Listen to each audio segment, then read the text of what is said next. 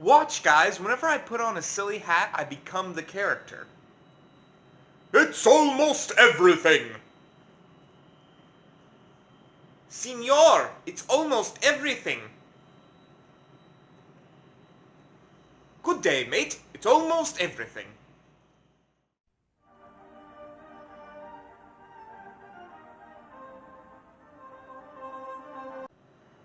Phew! Hey guys, I just got back from shooting a scene from Alone Shakespeare. Speaking of that series, I've been thinking about it and it hasn't gotten a lot of views. And believe me, I like doing it and all, but if it continues to have low views in the future, I might not do another one of these plays. You know, I definitely will finish Two Gentlemen of Verona, but I can't say I would do Taming of the Shrew. And it's because I want to do things which you all value. And if you all don't value it, that's fine, but I'm not going to do it again, is my point. But anyways, regardless, I've had a lot of fun with it, and I just wanted to use this episode of Alone Shakespeare to talk about William Shakespeare himself, and to speak in defense of him.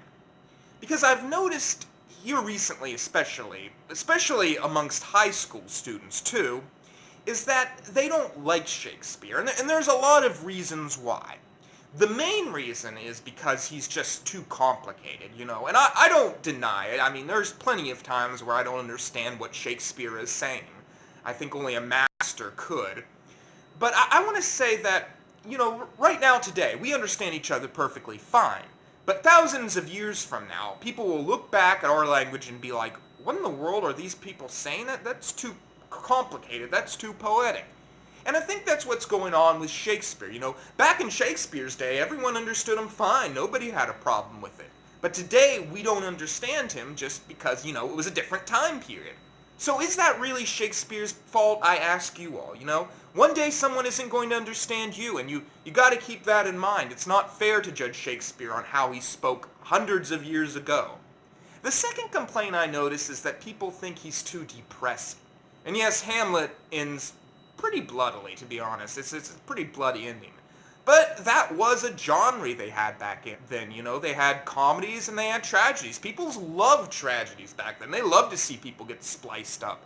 And I myself kind of enjoy tragedy every now and then. I do prefer if it's a good tragedy. I don't just like a tragedy for tragedy's sake, but I'm not going to be against a story just because it's a tragedy.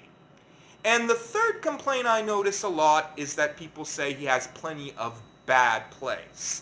This is sort of true, but I don't think Shakespeare ever really had a bad play. You know, there's average and then there's bad. Bad is Garbage Pail Kid movie. You know, The Master of Disguise. Those were bad movies. The Lobster. Those were bad movies. Shakespeare had average stories. Pericles was a pretty average play. Kind of bad, but never so bad that's like one of the worst things ever. So, yeah, I like Shakespeare. I think that there's a lot of things you can say in his defense. And what do you all think? Leave below in the comments what you think about Shakespeare. And as always, think big, think Shakespearean. Excuse me, I got a play to work on.